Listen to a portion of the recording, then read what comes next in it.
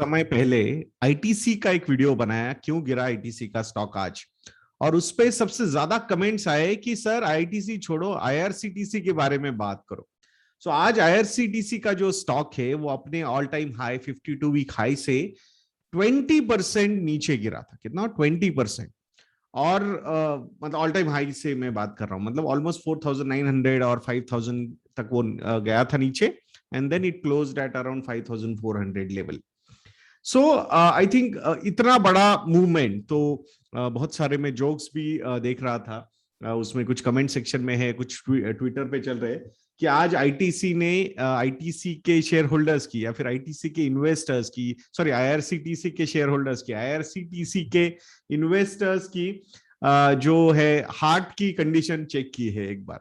Because इतनी बड़ी volatility हमने पहले नहीं देखी थी, जो आज फर्स्ट टाइम लोगों ने यहाँ पे एक्सपीरियंस की है।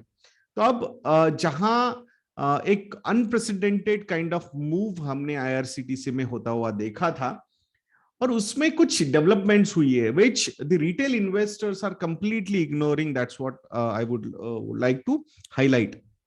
I know that you can criticize me, you can troll me on IRCTC, but my thought process, my point of view still remains the same. Because IRCTC का जो एक सबसे बेस्ट क्वार्टर हमने देखा था, दैट वाज अराउंड दिसंबर 2019, जिसमें around 200 crore rupees का net profit इस कंपनी को हुआ था।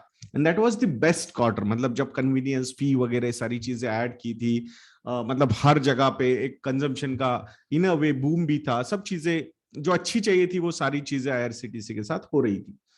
उसके बाद the company was not able to repeat the performance because of pandemic, and now things are getting normal. So अगर हम 200 करोड़ रुपए का भी नेट प्रॉफिट एक क्वार्टर का पकड़ते, या फिर हम 250 करोड़ का नेट प्रॉफिट पकड़ते एक क्वार्टर का, और उसको 1000 करोड़ का करते हैं, और आज जैसे न्यूज हर जगह पे थी 1 लाख करोड़ रुपीस का मार्केट कैपिटलाइजेशन आईआरसीटीसी का हो गया है। So it means on a proper, a normal kind of earnings season, 12 months में अगर 1000 करोड़ रुपए का प्रॉफिट आईआरसीटीसी कमाता है, इसका मतलब on that forward earning also the stock is trading at 100 price to earnings ratio. So I will not say कि नहीं नहीं ये जो बात कर रहे हैं 200, 300, 350, 400, 450 तक उसका पी रेशियो गया था. I think the potential earnings IRCTC can present yearly is around 1000 crore rupees. या एंड उसमें हमने ग्रोथ वगैरह सारे एंगल्स पकड़ लिए, तो मतलब आई थिंक वी शुड, मतलब जहां पे aggressiveness, normally we should be conservative from that angle when we are analysing as an investor whether you want to invest और not. So you should be conservative also. But यहाँ पे हमने aggressively लेके कि हमारा पोजीशन और ज्यादा strong करने के लिए मैंने ये थॉट प्रोसेस रखी है. Still it is not, it is saying that कि 100 का P ratio, then will it be able to give that kind of growth every year? That's the big question mark. A lot of people are questioning कि अरे नहीं नहीं sir ये तो regulated monopoly है, सारी चीजें, मतलब इनको तो कोई कंपटीशन ही नहीं है. There is nothing written anywhere कि भाई ये हो नहीं सकती है, गवर्नमेंट अपने स्टैंड चेंज नहीं कर सकता है. When you are discounting earnings of next 10 years time, a lot of uncertainties can come up there, and that's what.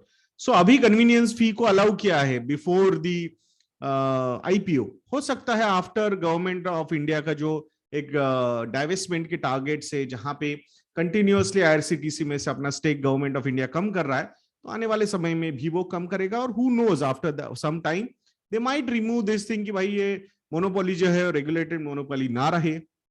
हो सकता है ये जो कन्वीनियंस फी है, किसी कोई इलेक्शन आ जाए उसमें वो बोले कि भाई ट्रैवलर्स को हमें बेनिफिट देना है, तो उसके हिसाब से कन्वीनियंस फी भी निकाल दी. तो ये बहुत सारी अनसर्टेनिटीज यहाँ पे प्रेजेंट हो सकती है. सो ये सारी चीजें हमने देखनी है. And the biggest problem which I see over here, I know that आज गिरा है, that's why you will listen to this video, otherwise आप नहीं सुन रहे थे वो. और ये स्प्लिट वगैरह होना, दीज आर ऑल मार्केट, मेरे हिसाब से लिक्विडिटी बढ़ाने के गिमिक्स है, ये मार्केटिंग गिमिक्स है, which retail investor should not fall prey. That's my stand on this front. तो यहाँ पे जो स्टेक पॉइंट ऑफ व्यू से हम बात करते हैं, share holding point of view से अगर हम बात करते हैं आईआरसीटीसी में, सो एक तो आप लोगों को पता है प्रमोटर्स यानी गवर्नमेंट ऑफ इंडिया, उन्होंने अपना स्टेक कम ही किया है. लास्ट सितंबर में 87.4 था, now it is 67.4%. FIIs continuously from 8.38% to 8.17% to 8.07% to 7.81% continuously last 4 quarter से अपना स्टेक यहां पे कम कर रहे हैं। अगर DIIs यानी कि mutual funds and insurance companies के बारे में हम बात करते हैं, सो दिसंबर, मार्च और जून क्वार्टर में फ्रॉम 7.68% टू 11.29% तक उन्होंने अपना स्टेक बढ़ाया, बट लास्ट क्वार्टर में उन्होंने अपना स्टेक 11.29% से 8.48% तक नीचे लेके आ गए वो। तो यहां पे इट मींस जहां इंस्टीट्यूशनल इन्वेस्टर्स अपना स्टेक कम कर रहे हैं, तो ये जो लास्ट लेग ऑफ रैली जो हुआ है, I am not saying this is the last, जिसके बाद नहीं होगा, so because we don't know कि मार्केट कैसे किस चीज को कैसे रिएक्ट कर रहा है। Now the power of retail investors is unprecedented, ये लिक्विडिटी है, बट पैनिक भी उतना ही फास्ट आ सकता है। आज ये एक रिएक्शन, ये एक जस्ट एक झलक आपने देखी है कि ये रिएक्शंस कैसे आ सकते हैं। तो यहां पे इंस्टीट्यूशनल इन्वेस्टर्स ने अच्छा खासा अपना स्टेक कम किया है इन दिस पर्टिकुलर कंपनी, और ये जो सारा स्टेक है वो रिटेल इन्वेस्टर के गले में डाला गया है, ये माला। फ्रॉम 13.26% रिटेल इन्वेस्टर्स, पब्लिक का, जनरल पब्लिक का जो स्टेक है वो 16.32% तक ऊपर गया है।